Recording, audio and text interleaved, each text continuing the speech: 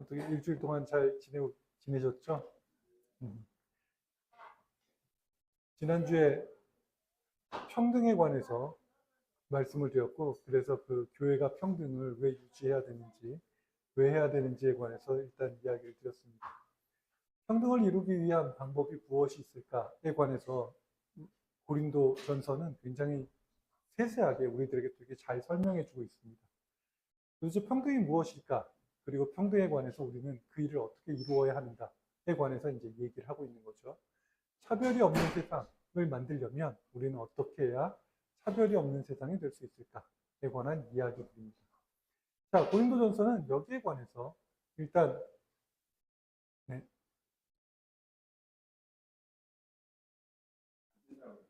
아, 유튜브가 안 된다고요? 어, 안 되나요? 지금도?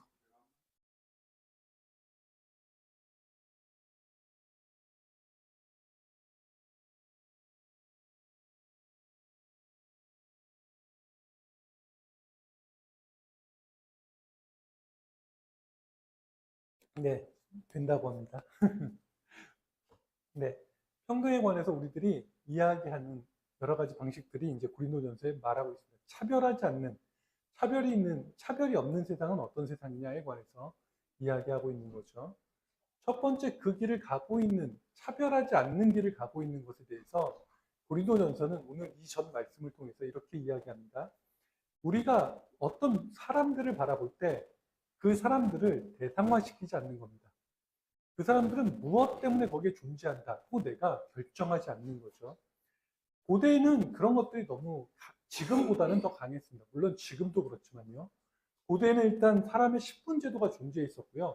노예라고 하는 제도가 존재했었습니다. 그래서 사람은 그 신분제도에 의해서 명쾌하게 그의 어떤 입지나 그의 모습이 결정됩니다. 그가 아무리 똑똑하고, 그가 아무리 훌륭하고, 그가 아무리 대단해도 그는 노예면 그냥 노예입니다. 지금처럼 뭐 예전엔 노예가 허드렛 일만 하지 않죠. 우리들이 생각하는 것처럼 우리가 이제 성경에서 보면 누가도 의사이긴 하지만 노예였습니다.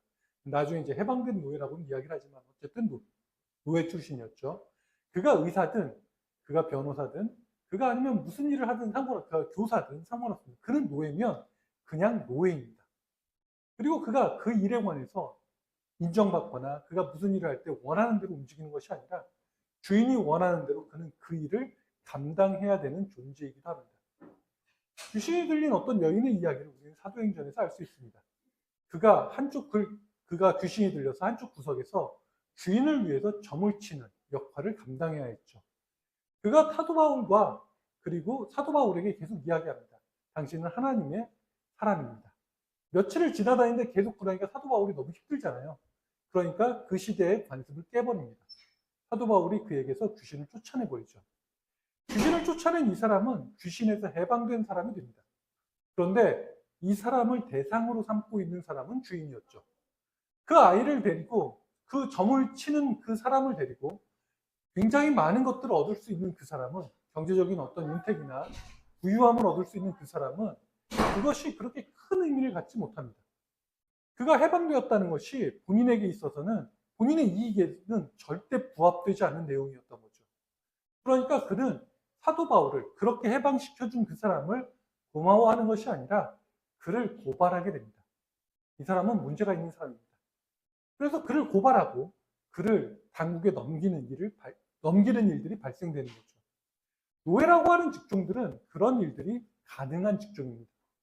고린도 교회는 여러 가지의 사람들이 존재했던 거죠. 노예도, 여자도, 귀족도, 부자도, 하층민도 마찬가지입니다. 그런 모든 사람들 속에서 우리들은 한 가지의 사실을 이해해야 한다는 거죠.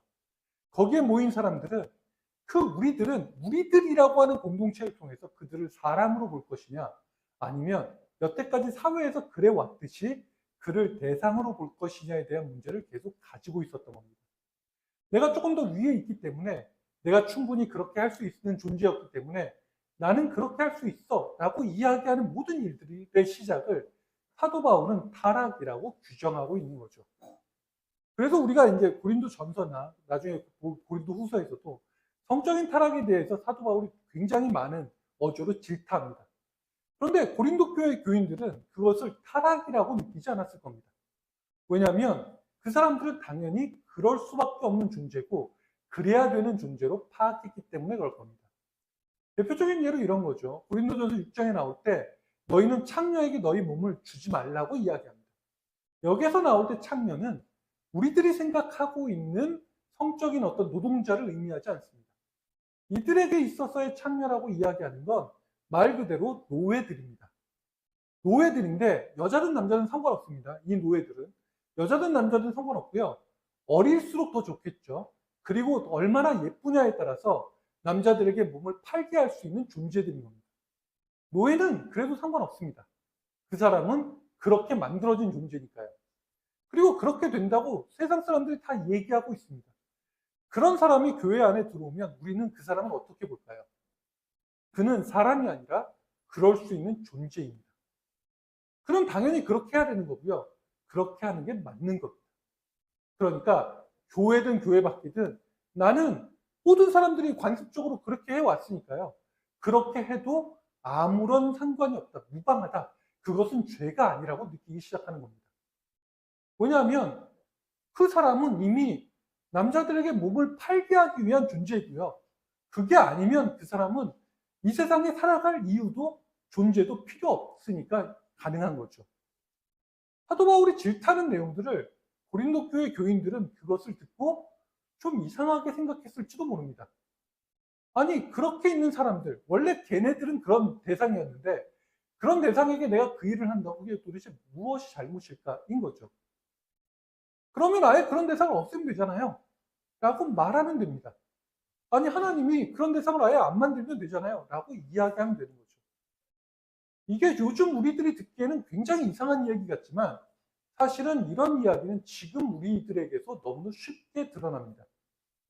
이것은 역사적인 사실들, 과거로부터 전통적으로 내려오는 사실들에 의해서 우리들이 그것을 진리로 받아들이고 그것과 더불어서 너무 아무렇지도 않게 사람을 대상화시키고 그렇게 대상화시킨 이야기들을 말하면 원래 그런 거잖아. 그게 나쁜 말이야? 좋은 말이잖아.로 다들 이야기하기 시작하는 거죠. 예를 들어서 지금 아이들이 낳지 않습니다. 출산율이 떨어지죠. 그러니까 갑자기 어떻게 하냐면 여자들은 몇 세 이상 무조건 결혼을 시켜서 아이를 몇 명 이상 낳아야 된다 라고 말하기 시작합니다. 여자를 아이 낳는 도구로 만들기 시작하고 그런 대상으로 만들기 시작하는 것들에 대해서 아무렇지도 않게 생각하죠. 그리고 그런 것들에 대해서 우리는 이야기합니다. 아니 원래 여자들은 그런 거잖아. 여자부터 결혼해서 애 낳는 게 당연했던 거잖아. 그렇게 얘기한다고 발전하는 것 자체가 문제가 되는 거 아니야? 라고 말하기 시작하죠. 그리고 우리들이 지금 이야기하는 말도 또 마찬가지입니다. 아이를 많이 낳아야 됩니다. 우리나라에 아이들이 많이 존재해야 됩니다. 인구가 늘어야 됩니다. 그런데 그 아이들은 도대체 왜 이 세상에 태어나야 되는지, 그 아이들은 고작 어른들을 먹이기 위한 존재인 건지, 그 아이들은 도대체 태어나서 우리들을, 이 나라를 부강하게 만들기 위해서 무조건 일단은 태어나고 보도록 만드는 존재인 건지에 대한 고민은 아무것도 존재하지 않는 거죠. 그 아이들이 태어난 이 세상을 도대체 그 아이들이 얼마나 존귀하게, 얼마나 잘 살 수 있는 나라가 이곳인가에 대한 고민이 존재하지 않습니다. 그저 아이들은 일꾼의 한 사람에 불과한 거고요. 그 일꾼의 한 사람인 아이들을 많이 낳으면 걔네들이 어찌됐든 일을 많이 하는 방식으로 움직여 가겠죠. 그리고 나면 세상은 그저 우리들은 좋아질 수 있으니까 일단 아이들을 많이 낳아라 라고 말하는 것과 별반 다르지 않는 겁니다. 옛날에는 아이들을 많이 낳을 수밖에 없었습니다. 왜냐하면 걔네들은 무조건 일꾼이죠. 13살이 넘어가면 걔네들은 농사를 지을 수 있고 자신들의 먹을 수 있는 밥그릇 이상의 이 노동을 해야 하는 존재들입니다. 아이를 많이 낳는 집은 그래서 부유해질 수 있는 거죠. 자식은 자식이 아닙니다. 그 말이 이제 우리들이 요즘은 잘 쓰지 않지만 옛날에는 그래서 그런 말들을 많이 씁니다. 예전에 이제 처음에 저희 나이 때도 똑같았습니다. 저희 나이 때도 딱 태어났는데 딸입니다. 처음에 결혼해서 아이가 딱 태어났는데 딸입니다. 어른들이 와서 제일 먼저 하는 말이 뭘까요? 딸이 태어났습니다. 아이가 예쁘네요. 누구 닮아서 예쁘네. 이런 얘기를 할까요? 첫 딸은 살림의 미천이에요. 얘기를 합니다. 아이가 아이로서의 즐거움이나 아이로서의 삶이 아닌 거죠. 그들은 그 삶에 대해서 무언가를 하여튼 기여하는 무언가가 대상이 되어야 사람들은 그것을 좋아하기 시작합니다. 그들을 위해서 그들의 삶을 살아갈 수 있는, 영위할 수 있는 공간을 우리가 만들어주는 게 아닌 거죠. 그리고 그 대상을 통해서 우리는 끊임없이 그들에게 그것을 요구합니다.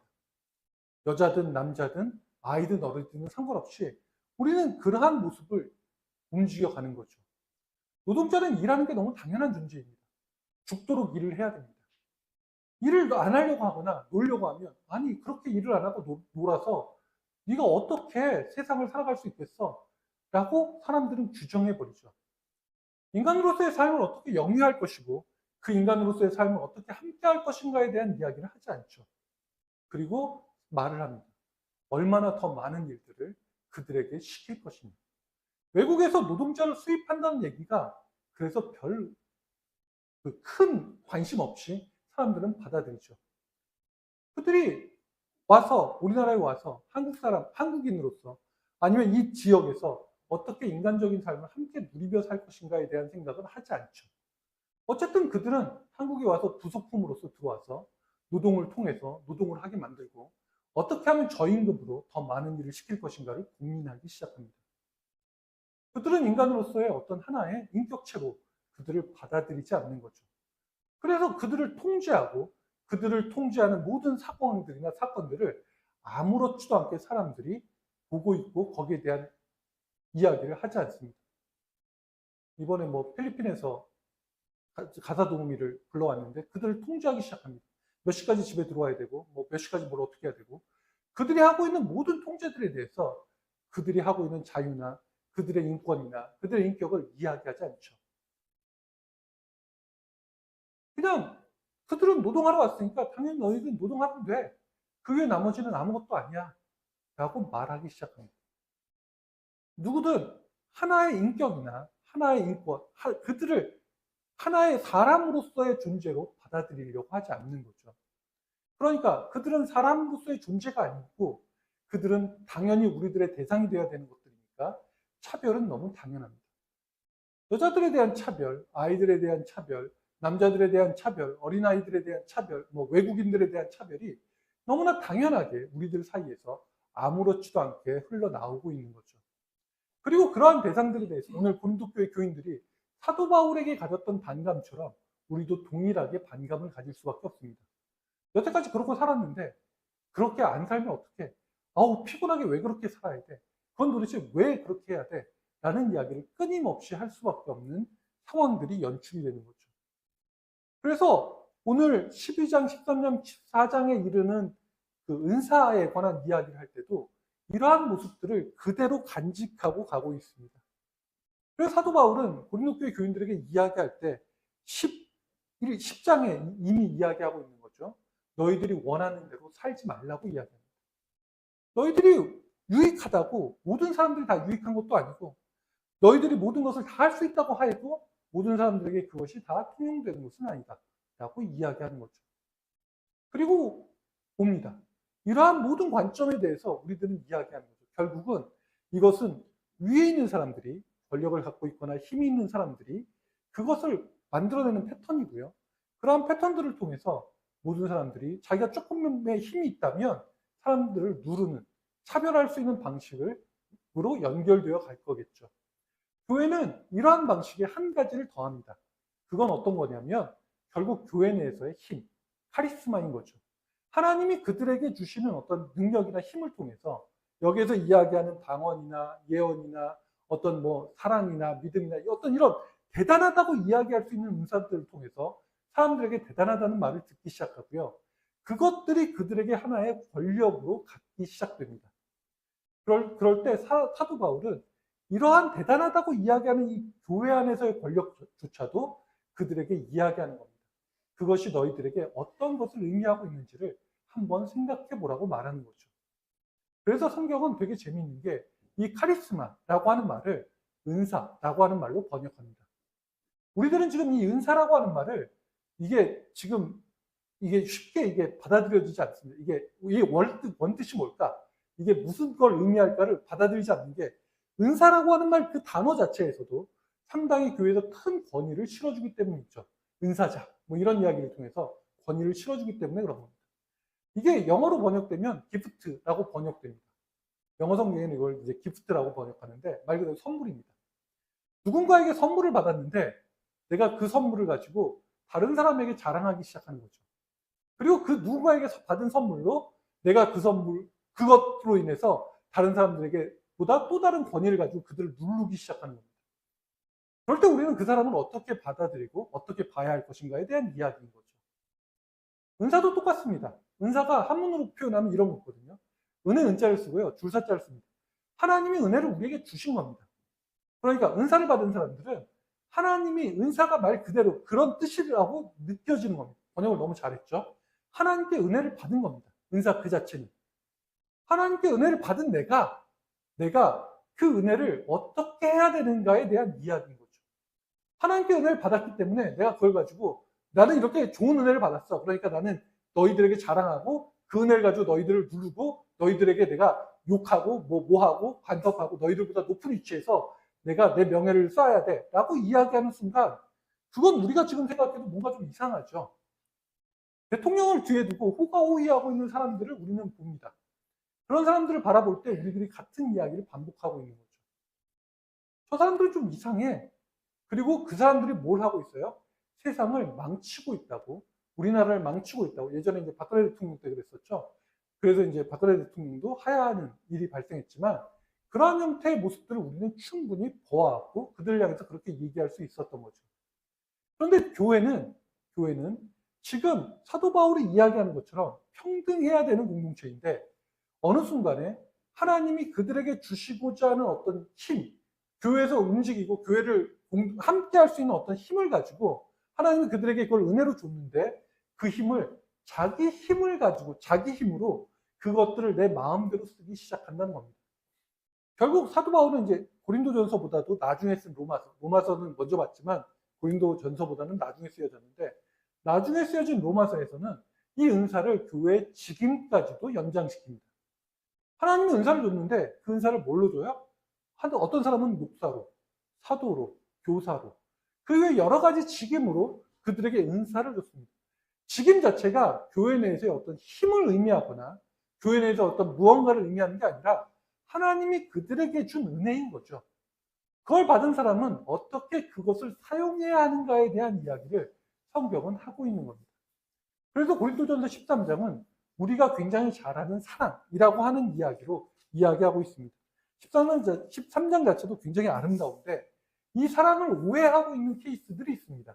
우리들이 이제 연인 간의 사랑이나 뭐 이런 모든 것들 가운데 사랑을 두고 이야기하니까요. 이러한 사랑으로 인해서 우리들이 이제 13장에 나와 있는 사랑도 약간 오해하고 있는데 13장은 이 사랑을 명쾌하게 설명하고 있습니다. 천사의 방언을 내가 천사의 말을 할지라도 사랑이 없으면 이 얘기를 통해서 이 지금 우리가 이야기하고 있는 사랑은 서로 간의 상호 간의 사랑이라고 이야기하는 게 아니라 하나님께 받은 은혜, 즉 내가 권력이 있는 사람들이 어떻게 사랑하는 방법이 무엇이냐. 권력을 갖고 있는 사람들이 혹은 내가 권력이 있다고 내가 힘이 있다고 이야기하는 사람들이 그 힘을 어떻게 써야 하는가에 대한 명쾌한 이야기를 하고 있는 거죠. 내가 천사의 방언을 하는 사람은 천사의 말을 하는 사람은 우리가 이야기할 때 방언의 은사거든요. 사랑이 없으면 그건 천사의 말이 아니다 라고 이야기하는 거죠. 예언의 은사가 있습니다. 예언하는 능력이 있을지라도 그건 사랑이 아니면 아무것도 없고요. 지식의 은사가 12장에 나오죠. 지식의 은사가 있을지라도 믿음의 은사가 나오죠. 믿음이 있을지라도 사랑이 없으면 아무것도 아니라고 이야기합니다. 내가 헌신을 하고 구제하는 모든 일들에 대한 은사도 마찬가지인 거죠. 그런 모든 일들이 하나님 앞에서 사랑이라는 것이 존재하지 않는다면 그는 그 일을 하나님 앞에서 감당할 수 없을 겁니다. 하나님은 사랑이시라고 요한은 이야기했지만 하나님께서의 이 교회는 사랑이라고 하는 개념을 가지고 움직인다면 우리들이 이야기하고 있는 방식에서는 이렇게 이야기할 수 있을 겁니다. 권력이 있는 사람들이 과연 그리고 내가 선택할 수 있는 사람들 그 당시에 이제 고린도 교회에서는 선택이 가능한 사람들이 권력자니까요. 내가 무언가를 선택할 수 있는 사람들이 그 선택할 수 있는 무언가를 가지고 어떻게 해야 될 것인가 선택할 수 없는 사람들에게 그것을 어떻게 해줘야 될 것인가에 대한 이야기를 하고 있는 거죠. 우리는 누군가에게 수동적이 될 수밖에 없을 것이고, 또 어떤 사람들은 그들이 수동적이 되기를 원할 수도 있습니다. 그런데 성경은 그 수동적이 될 수밖에 없는 사람들에게 내가 그들을 어떻게 바라보아야 할 것인가에 대한 이야기를 하고 있는 거죠. 그래서 사랑은 할 수 있는 사람들이 그것을 내가 할 수 없을 때 그것을 사랑이라고 이야기합니다. 사랑은 오래 참는다라고 이야기할 때 이 오래 참는다는 얘기는 내가 오래 참지 않아도 되는 사람들이 참아야 할 때 이야기하는 겁니다. 나는 오래 참지 않아도 됩니다. 나는 내가 원하고 싶은 대로, 내가 말하고 싶은 대로 아무렇게나 말해도 됩니다. 내가 하고 싶은 대로 막 해도 됩니다. 그런데 그런 것은 사랑이 아니라 권력이고 폭력이라고 성경은 말하고 있는 거죠. 사랑은 내가 참을 수 없어도 상관없습니다. 내가 힘이 있기 때문에 누구를 내가 마음에 안 들면 때려도 됩니다. 그럴 때 그걸 하지 않는 것을 사랑이라고 이야기합니다. 사랑은 내가 온유하지 않아도 됩니다. 모든 사람들이 다 나를 좋아하기 때문에 내가 그 사람들에게 함부로 해도 됩니다. 그럴 때 사랑은 온유할 수 있느냐를 질문하고 있는 거죠. 사랑은 자랑할 게 많습니다. 자랑도 선택이죠. 내가 자랑할 게 없으면 자랑할 수가 없습니다. 아무것도 없을 때는. 내가 자랑할 수 있습니다. 이렇게 뭐 좋은 백 들고 다니고 좋은 옷 입고 다니고 좋은 차 끌고 다니고 뭐 하면서 자랑할 수 있습니다. 이번에는 내가 뭐 어디 가서 뭐 얼마짜리 뭘 했어요. 막 자랑할 수 있습니다. 성경은 사도 바울은 자랑하는 게 죄입니다. 그것도 죽을 죄입니다. 죽을 죄. 로마서에서는 자랑하는 사람은 하나님이 그를 죽일 거라고 아는 죄입니다. 요즘 뭐 동성애 때문에 막 난리죠. 그게 죽일 죄라고 막 얘기하는데 자랑하는 건 죽일 죄입니다. 그런데 사랑은 자랑할 수 있는 사람이 자랑하지 않는 겁니다. 그게 왜 죽일 죄냐? 자랑할 수 없는 사람들을 그는 대상화를 시켜서 그들보다 나은 나를 만들고 나는 그 자랑을 통해서 그들을 내 마음대로 이끌어 가려고 하기 때문일 것입니다. 어쨌든 사랑은 자랑할 수 있는 사람이 자랑하지 않는 겁니다. 이렇게 모든 이야기들은 사랑에 대해서 우리가 이제 노래로도 얘기하고 아름다운 이야기라고 이야기하는 것들이 똑같은 거죠. 사랑은 내가 할 수 있을 때 내가 그것을 하지 않는 방식이 사랑입니다. 이것은 다른 누군가에게가 아니라 할 수 있는 사람들에게 그들의 삶이 사랑으로 나아갈 수 있느냐 없느냐를 이야기하는 거죠. 그들이 은사라거나 그 어떤 은혜를 통해서 권력이라고 하는 걸 잡습니다. 그 권력이라고 하는 걸 잡을 때 그 사람들에게 이야기하는 겁니다. 너희들이 권력을 잡을 때 권력을 잡지 못한 사람들 혹은 그걸 가지지 못한 사람들에게 너는 어떻게 하고 있느냐를 물어보는 거죠. 여기에서 이제 부모, 저도 마찬가지지만 저도 이제 가끔 아이들에게 화를 내는데 부모들에게 이제 똑같은 이야기를 반복하는 얘기들이 있습니다. 사랑은 성내지 않는 겁니다. 얼마든지 화낼 수 있습니다. 얼마든지 화낼 수 있죠. 아이들에게 화낼 수 있습니다. 화낼 수 있을 때 내가 그 화를 내가 내지 않는 것이 사랑입니다. 가끔가다 이제 나이를 먹으면 부모하고 자식 간에 이게 역전이 되죠. 부모는 화를 못 냅니다. 그리고 이제 자식들이 화를 내죠. 내가 화를 낼 수 있는 선택지가 있을 때 내가 그에게 화를 내기 시작한다면 그건 사랑이 아닙니다. 부모들이 나에게 화를 낼 때 우리는 그걸 사랑으로 느끼지 않듯이 다시 역전이 돼서 내가 부모에게 화를 낼 수 있는 그 상황에서 내가 화를 낼 수 없는 것은, 화를 내고 있는 것은 선택지가 나에게 있잖아요. 그건 내가 부모를 사랑하지 않기 때문이라고 성경은 그렇게 이야기하고 있는 거죠. 내가 불의할 수 있지만 그걸 보고 기뻐할 수 없는 것, 그것이 사랑이라고 이야기하는 것처럼 말입니다. 우리는 내가 지금 할 수 있는 선택이 무엇이냐를 고민하고 있습니다. 그 고민이 있을 때 우리는 그 선택지를 내가 어떤 방향으로 움직여갈 수 있느냐에 따라서 그것이 사랑이냐 아니냐로 결정되는 거고요.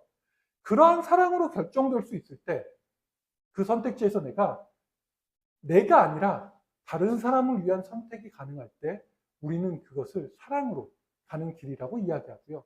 그렇게 되어야만 사도 바울이 이야기하는 평등이라고 하는 일들이 이야기되어질 수 있다고 말하는 겁니다. 그런 대상이기 때문에 내 마음대로 다룰 수 있는 존재들이 그 교회 안에 있습니다. 뭐 지난주에도 말씀드렸지만 성찬식을 할 때 내 노예들이 그곳에 있고 노예들을 내 마음대로 부릴 수 있습니다. 그를 내 마음대로 부릴 수 있는 선택지가 있을 때 나는 그를 대접할 수 있는 자리로 내려오는 것이 사랑이라고 말하고 있는 거죠. 우리가 하나님을 사랑이라고 이야기하고 그리스도가 우리를 사랑했다고 이야기할 때 그 사랑은 그가 우리에게 무언가를 막 해주기 때문에 생기는 이야기가 아닙니다. 하나님은, 그리스도는 우리를 위해서 선택할 수 있는 존재예요. 우리는 선택을 할 수 있는 존재가 아닙니다. 멸망할 수밖에 없는 존재니까요. 우리는 선택할 수 있는 사람들이 아닙니다. 선택할 수 있는 존재가 아닌 우리들을 위해서 선택할 수 있는 존재가 선택을 미루기 때문에 사랑이라고 이야기합니다. 아우, 당장에 왜 하나님이 저런 놈을 죽이지 않았어? 저런 놈을 죽여야 되는데 그게 하나님은 존재하지 않아? 라고 이야기하는 우리 자신은 선택할 수 있는 그가 선택하지 않았을 때 그 마음을 느끼지 못할 뿐이라고 이야기하는 거죠. 그가 사랑인 이유는 그는 얼마든지 안 좋은 방향을 선택할 수 있습니다. 성경을 통해서 창세기에서 이야기하듯이 그가 물로 심판해서 모든 사람들을 다 죽일 수 있었습니다. 하지만 그는 그의 선택인 죽음이 사랑이 아님을 느낍니다. 그리고 그가 노아에게 이야기하죠. 내가 두 번 다시 사랑이 아닌 선택을 하지 않겠다고 말합니다. 내가 물로 심판하지 않을 거야 라고 말하죠. 그리스도를 통해서 우리들은 이야기하죠. 그의 선택이 좀 이상합니다. 부활한 그리스도가 아니 왜 제자들에게만 보여? 로마 황제에게도 가서 보이고 뭐 바리새인들에게도 보이고 막 이렇게 보였으면 사람들이 무서워할 거 아니에요. 그러면 그 무서워하는 사람들을 바라보면서 그가 하나님 앞에 나오고 예수님 앞에 나올 거잖아요. 그럴 때 하나님의 선택은 그러한 선택을 하지 않는다고 이야기하는 거죠. 그들을 위한 선택이 아닌 거죠. 두려움을 통해서 그들에게 선택을 강요하는 것은 선택이 아니기 때문에 그런 겁니다. 그건 사랑이 아닙니다. 그래서 오늘 성경은 이렇게 이야기합니다. 어린아이 때의 일을 버렸다고 말합니다. 어린아이 때의 일은 뭐냐면 내 선택을 가지고 내가 가장 좋아하는 일을 하는 겁니다. 다른 사람들이 무엇이라고 이야기하든 상관없습니다. 다른 사람이 어떻게 되든 상관없습니다. 그것을 가지고 내가 하는 거죠. 시야가 좁습니다. 그건 뭐 아이들이 가질 수밖에 없는 특성인 거죠. 경험이 적고요. 아는 것이 적으면 시야가 적을 수밖에 없습니다. 아이들은 배워가기 이전에는 항상 자기만의 선택을 합니다. 그리고 내가 그것을 왜 해야 되는지에 대해서 화를 내죠. 아이들이 이제 어릴 때 동생에게 먹을 게 몇 개 있으면 동생이 이렇게 와서 침을 꼴딱꼴딱 삼키고 있습니다. 그러면 이제 엄마는 답답하죠. 그러니까 애에게 이야기합니다. 야, 동생 조금만 줘. 그럼 아이는 확 움켜잡고 이야기하죠. 이걸 내가 왜 줘야 되는데? 라고 말하기 시작합니다. 자신은 줄 수 있는 선택지가 있음에도 불구하고 그 선택을 하지 않습니다. 자신의 선택은 오로지 나만을 위한 것이고요. 그것이 내 이익을 위한 것이면 모든 것이 완벽하다고 이야기합니다. 그리고 자신은 동생이 예를 들어서 자기보다 나이 차이가 있는 동생이 무엇을 갖고 있으면 자신은 선택할 수 있습니다. 뺏을 수 있는 선택을. 그리고 자기는 그걸 하죠. 뺏습니다. 동생이 울면서 엄마한테 가서 이야기하죠. 형이 뺏었어. 오빠가 뺏었어. 누나가 뺏었어. 이러면 엄마는 가서 이야기해요. 너 왜 그랬어? 그러면 쟤가 안 주잖아. 쟤가 나쁜 거야. 쟤는 이만큼 갖고 있는데 쟤는 안 주잖아. 라고 이야기할 수 있는 것이 아이들입니다. 그건 아이들이 나빠서가 아닙니다. 그건 아이들이 당연하게 그런 과정을 거칩니다. 왜냐하면 다른 사람의 마음을 이해하거나 다른 사람의 생각을 이해하거나 그 상황에서 다른 사람의 감정을 이해하는 건 이게 미숙하기 때문입니다. 그건 당연한 거죠. 감정을 이해하는 건 우리가 공감한다고 하잖아요. 공감을 이해하는 건 결국은 경험이고 사람에 대한 이해이기 때문입니다. 그런데 이게 어린아이의 일들을 우리는 끊임없이 갖고 있습니다. 은사라고 하는 대단한 것들이 그들에게 전달되는 순간 그들은 그걸 가지고 자기가 이건 내 거야 라고 말하기 시작하죠. 그리고 다른 사람이 갖고 있는 걸 얼마든지 뺏을 수 있는 선택지가 있을 때 그걸 뺏고 그들을 무마시키고 나쁘다고 이야기하기 시작합니다. 내가 더 낫다고 이야기하기 시작하고 그걸 가지고 팔을 만들고 정치적으로 이용하기 시작합니다. 자신들은 다른 누군가를 위해서라고 말을 하는 거죠. 미래를 위해서, 누구를 위해서라고 이야기하지만 사실은 자신은 누군가에게 강요하는 선택지를 선택지를 강요하는 선택지를 갖고 있는 사람들이 그것을 말하고 있는 거죠. 예전에 어떤 드라마에서 그 육룡이 나르샤라고 하는 드라마가 있었는데 그 초반에 제가 되게 감동받았던 일이 있습니다.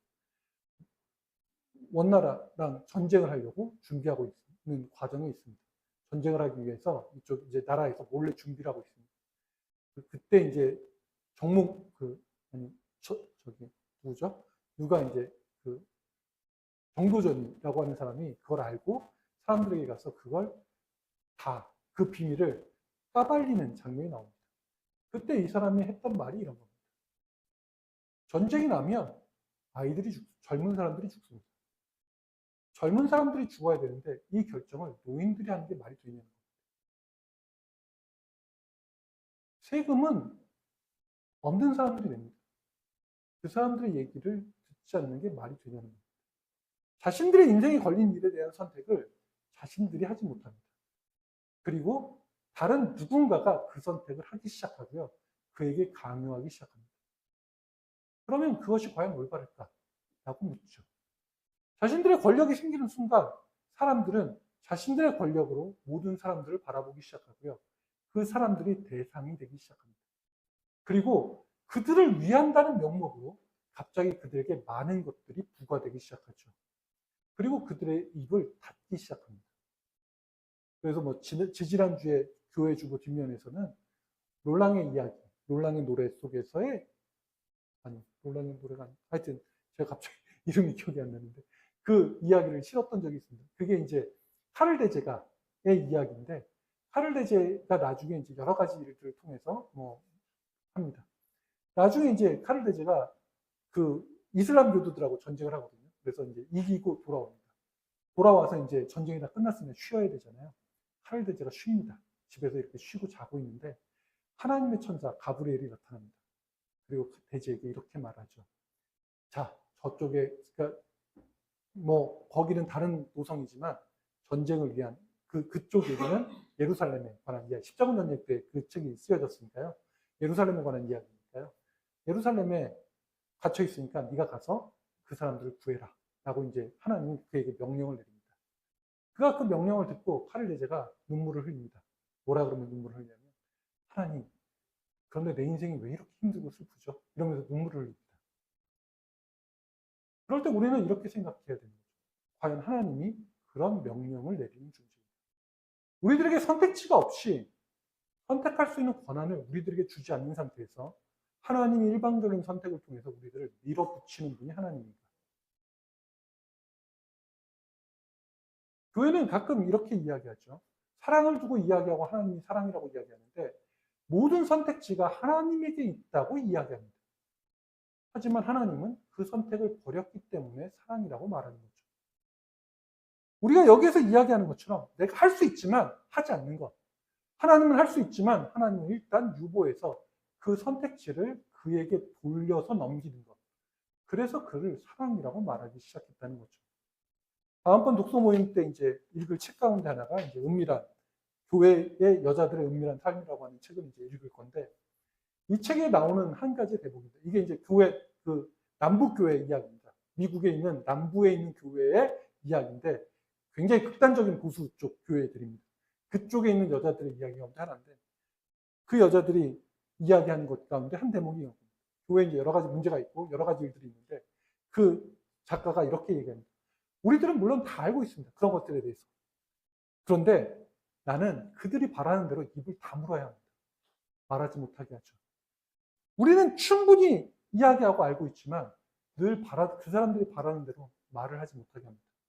그럼 나는 입을 다물어야 됩니다. 선택지가 존재하지 않습니다. 그렇게 선택지가 존재하지 않는 곳에서 아무에게도 선택의 권한을 주지 않는 곳에서 사람들은 그곳을 사랑이 있는 곳이라고 말할 수 있느냐에 대한 질문이 오늘 사랑장에 나오고 있는 이야기인 거죠. 평등을 주장하고 평등에 관한 이야기를 교회는 계속합니다. 차별하지 말자라고 이야기하는데 그 차별의 가장 중요한 모습은 뭐냐면 선택지가 누구에게 있느냐는 겁니다. 우리가 선택지도 우리가 설정해 줍니다. 네가 여기 들어올래 나갈래.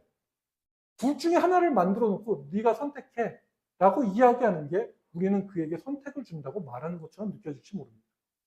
그래서 어쩌면 교회는 우리들에게 하나님도 그런 존재로 인식시킵니다. 너는 천국에 갈래, 지옥에 갈래.